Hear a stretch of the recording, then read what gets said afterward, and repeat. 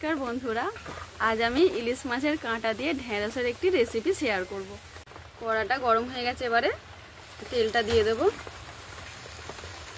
ঢেঁড়সের রেসিপি করার জন্য আমি নিয়েছি কাঁঠাল দানা, ঢেঁড়স, আলু, পেঁয়াজ আর একটা কাঁকরোল ছিল নিয়েছি, আর তার সঙ্গে মাছের কাঁটাগুলো। প্রথমে এগুলোকে আমি ভেজে নেব। যা হয়ে গেছে এটা তুলে নেব।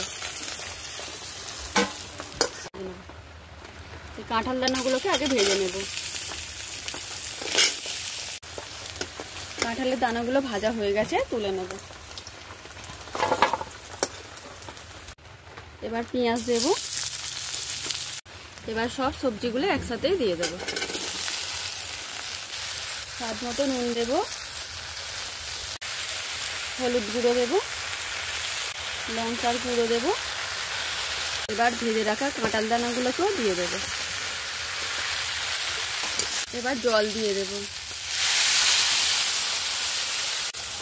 ভেজে রাখা মাছের কাঁটাগুলোকেও দিয়ে দেব।